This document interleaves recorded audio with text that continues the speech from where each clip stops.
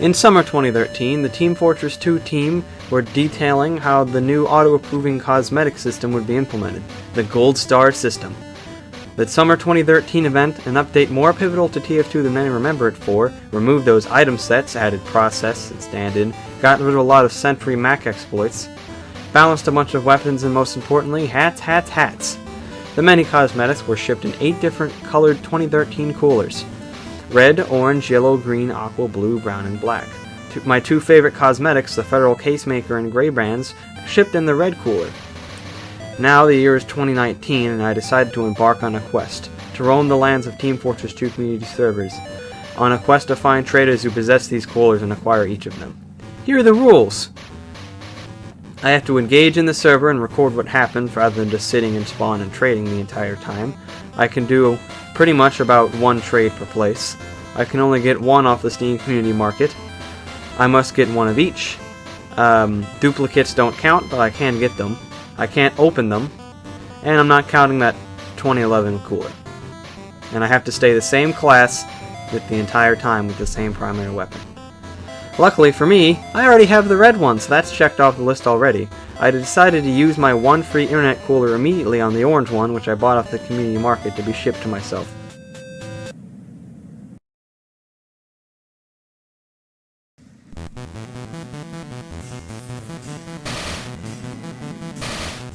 Yes, unfortunately after that incident with the front on that one island,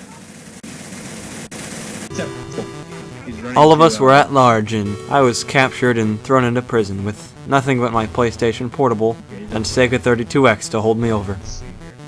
You should probably give orders. Day by day, we'd be let out of our cells to line up on a line and be told what to do. Usually some kind of cruel and grueling minigame. And if we perished in that minigame, they would just bring us right back the next day to do the same thing over and over again. The price to pay for whatever crime I might have committed. Unfortunately, I was no hope of getting a cooler inside prison. Eventually, the plan among the prisoners was to overcome the guards and wardens. They couldn't fight all of us at once. Unfortunately, we were all unarmed. All we had was our knives and bats, and some of us just our fists. So we had to overwhelm them, acquire our weapons, and fight back. This miracle came in the form of a free day. Sometimes, when a prisoner is lucky enough to survive the end of the round without a violent death, he gets a choice to decide what happens to everybody on the next round, and he chose that everyone has 1 day off. Everyone sees this opportunity to overwhelm the guards by spreading out all over the place. As luck would have it, eventually the guards were so distracted that me and a couple others were able to climb on top of the weapon armory where our weapons were held, sneak inside, and grab our arsenal. It was time for a full assault. All hell broke loose at that point, and the weapon I would have to use for the rest of this challenge is the Huntsman. Fortunately, Gaben smiled upon me that day. I fired my arrow at the last active guard and plunged into his head. After a brief celebration with these people I may never see again, I jumped into the waters, hoping they'll take me where the coolers are.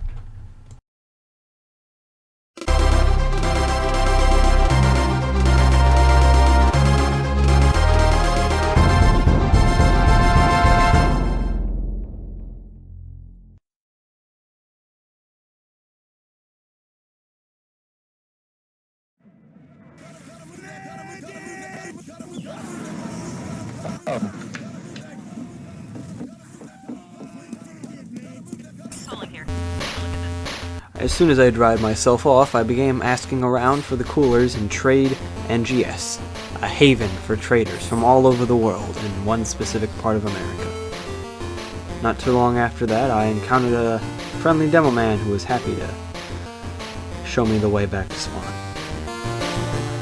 With my brand new cooler finding assistant, the Copper Chameleon, who actually came out of one of those coolers, I familiarized myself with my surroundings, most notably the traders who, hopefully, would give me a cooler. Asking for the price of 1 scrap per cooler, minus not looking for ones that I already have, which at this point is the red and orange, I binded the thing to numpad 5, so whenever I died I could just push the button. My time with Demo Knights in this server would not come to a close, as they continue to fly out of nowhere and slice me into three. My largest combat advantage was my high power, high range weapon. My biggest disadvantage is that I couldn't aim it to save my life. In many cases I tried, and I didn't save my life.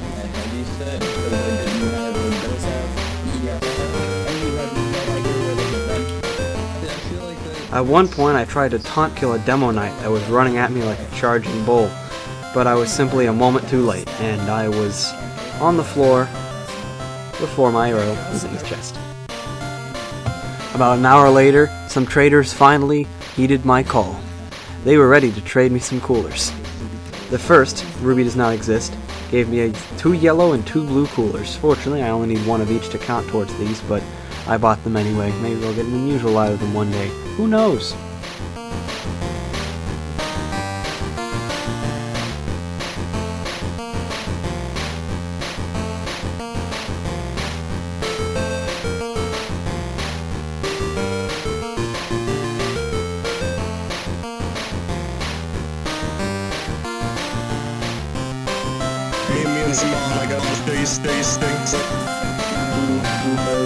People blocking my fucking area, it's retarded. Yeah, guys, everyone stay away from the dump. You're also with autism, but it doesn't matter. They're just talking about Gotta hit those body shots. He pulled over the 101 way. They did That's the way. Is it bad? Yeah, I saw that. Get a little closer. They need to add metal weapons Get off of me, for dude. I'll kill you. I'm stuck. Music on, so I won't be able to hear you. Dude, yeah, maybe more because it's a Ricardo hat. Oh, you healed, didn't you? Yeah, because there's like 70 people on both their sides. I can't see anything going on. Anyway,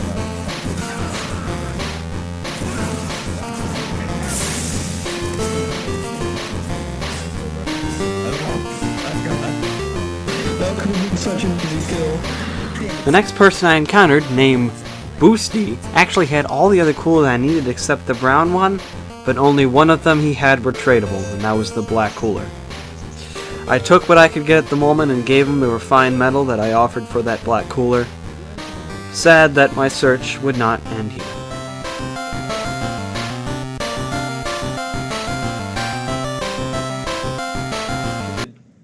What keys do you have?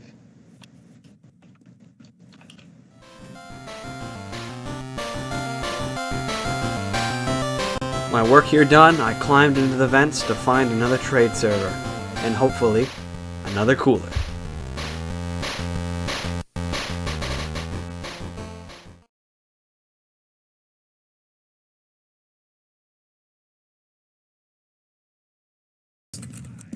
Don't worry, we're defending the Aether entrance. Hey, can one of you engineers come here, please?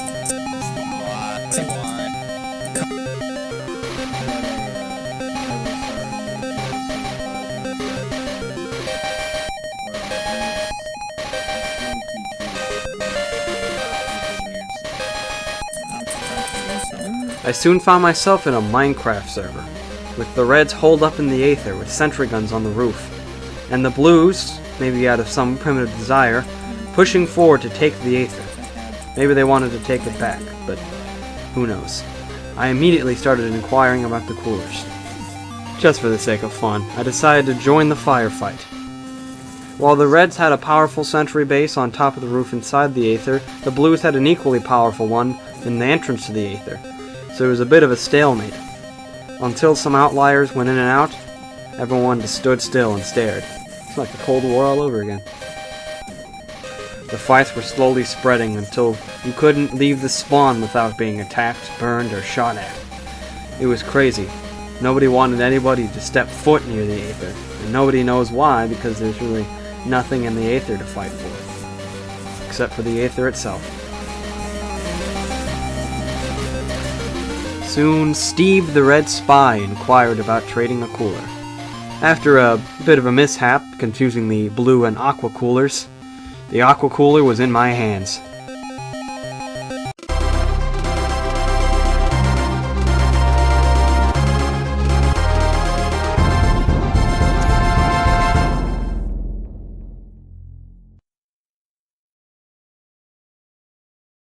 Know what it is. Tell me. Just scrap. Tell me. Oh, this guy is done his research. As I prepared to set off on the next part of my cooler quest, I noticed a ceasefire disco party going on outside, and I decided to participate. Perhaps the next day these people will go right back to murdering each other violently, but for now, it was nice to have a brief break.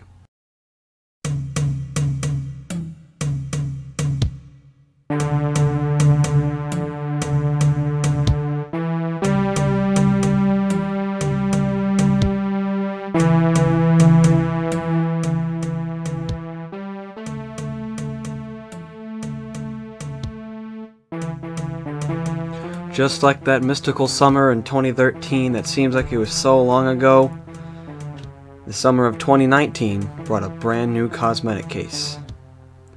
With it, its own cosmetic key. But a stowaway, a glitch in the matrix, came with it. Specific crates, on accident, from TF2 past, would have a 100% chance of dropping an unusual.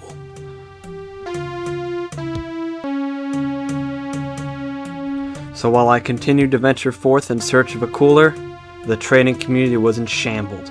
Prices were dropping and Valve was scrambling to find a way to solve this horrible problem that they brought about with their own carelessness. This misstep definitely took a hit to my quest, as all traders were so disheartened, and the ones that were trading were trying to scramble to get rid of their unusuals while they still can before they plummet in price forever.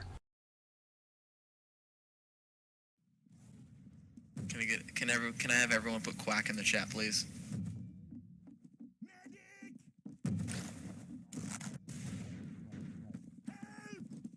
Get ready!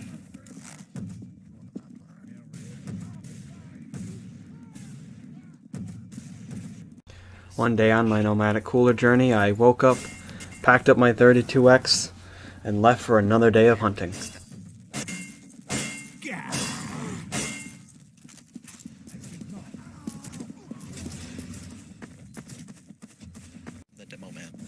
The Great Crate Depression was still going on, and it seemed like there was no hope. With no coolers in this silly little town, I decided to float away, castaway style, and hope that I'll just end up in the right place, where the coolers are.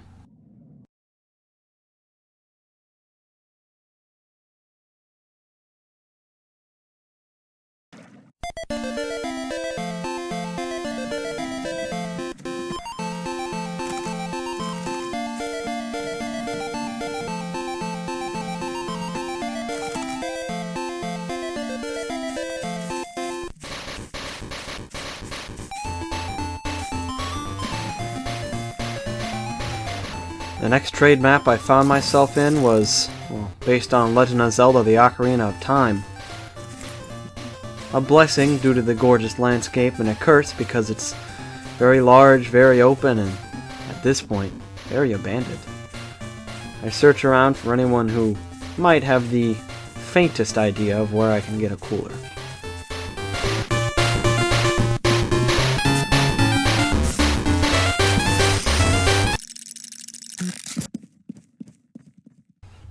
Perhaps fate was smiling on that day, because it wasn't long before I found my old pal, Dungeon Power, who, the last time I saw him was...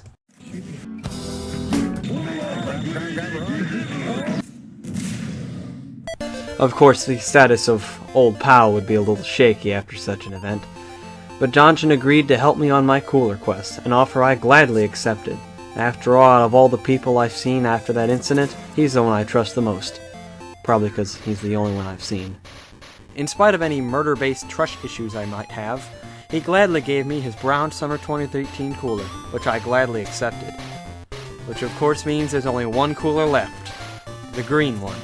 How hard could it possibly be?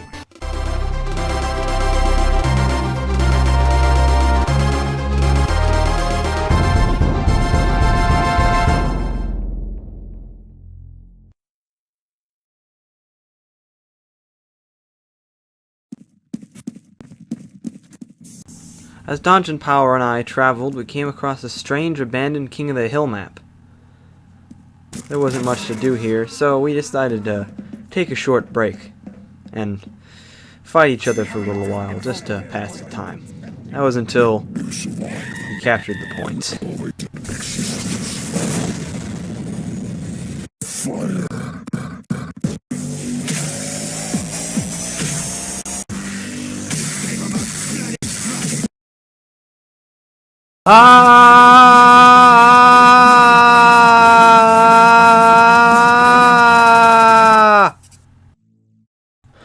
Although we were now in outer space, it seemed like the worst was now behind us. How wrong we were.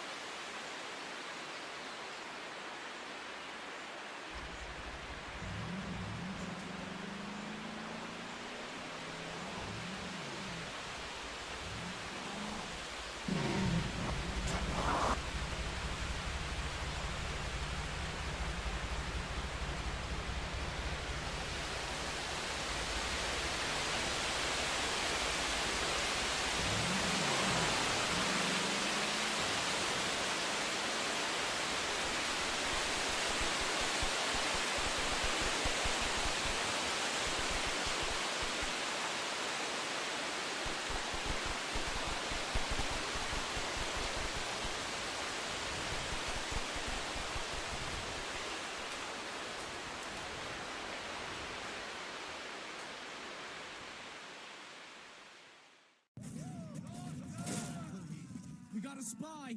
Sniper's a spy! There's a spy! Sniper's a spy! Stab, stab, stab. Well, that was out. Should have said that was for you.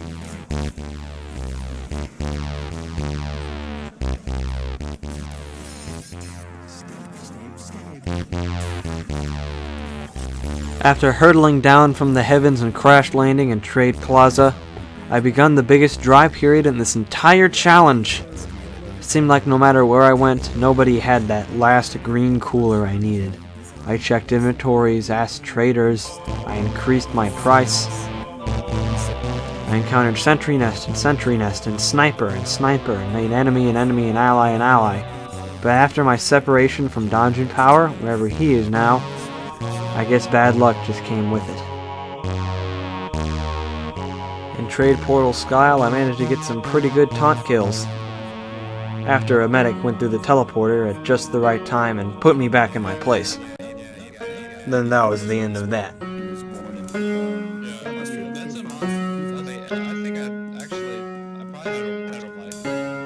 When his kids would want anything, he wouldn't ever give food for Christmas. He would not give a single thing. He thought, okay, if you want something, you adjust, and you can go do it. Should get money to the school, like sporting events. Back in Trade Plaza 2, although I found myself some luck with the bow and arrow and my Sega 32X, there was still no luck on the green cooler.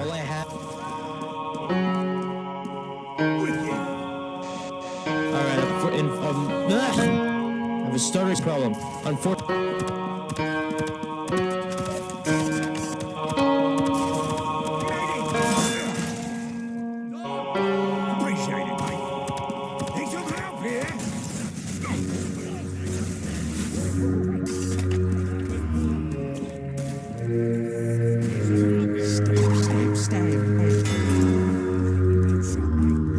On another quiet day, I had a spy problem. One tricked me and stabbed me in the back.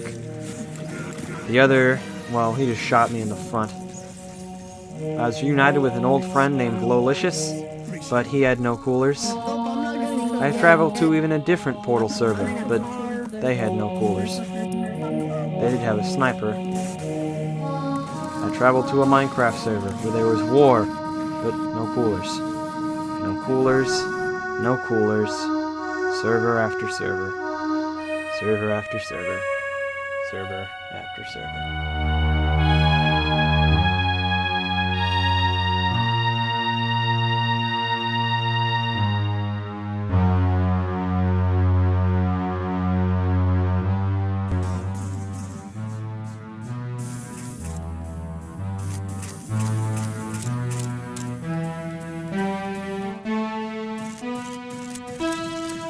On one particularly laggy day, I met a trader named Krios. Now, he said he had the coolers, but many before him had too. But they had either the wrong coolers, or the coolers just weren't tradable. Or they wanted coolers from me. So, just like all those other trades, I accepted it half asleep. The next thing you know, I had one less refined metal, but sitting in front of me was the Green Summer 2013 cooler. At long last, I had collected all 8. I won!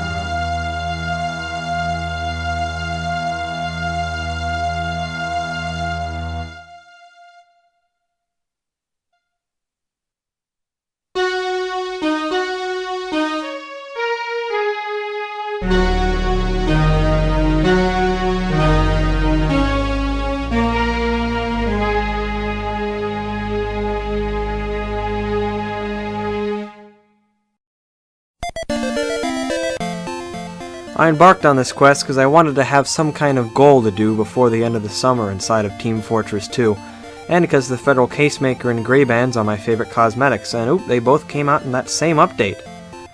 2013 is also the year I got my Wii U, but that's a story for another time. This challenge was harder than I thought in some places and easier than I thought in others. I had no idea that getting those first few coolers would be so easy, and I had no idea that getting that last one would be so unbelievably hard. I was there for at least 2 weeks looking for that thing. I also had no idea I'd be launched into outer space and hurtled down into Trade Plaza. I also have no idea where Donjon Power is. He, like the rest of the front, including myself, are still at large after that incident in the tower, but that's a story for another time. As well as the other cooler, which I might not even get, from 2011. I also didn't count the 2013 Summer Appetizer Crate, because that's a crate, not a cooler. That's boring. Journeying to these many trade servers and meeting all these traders, some nice, some dead silent, just trying to sell their unusual spell Crone's Dome, you'll get it one day, man, was an experience a lot more fun than I thought it would be. But I don't think I'll want to try to trade for this many items ever again. Boy, did it take so long. Practically all summer. All summer using nothing but the Huntsman. I might need to take a Huntsman break for a while. But, with the Huntsman in hand, the Cobber Chameleon on my shoulder, my Sega 32X, and 8 different colored 2013 coolers on my back, a Federal Casemaker on my head, and shades on my face, and no idea where any of my friends are, or if I'll ever go back to prison, I wander off into the distance to continue achieving nothing.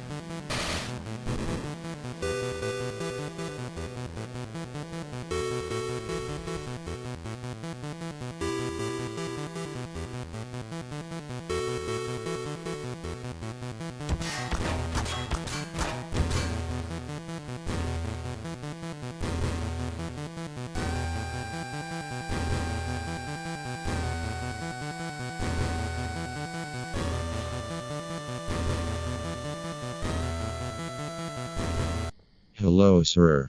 I found the prison card, and I think I know where one of the front members is. Good. Go to the landing site of the other one, and they will lead us right to the rest. The tower was just the beginning. I have something much worse planned for the Try-Hard Liberation Front.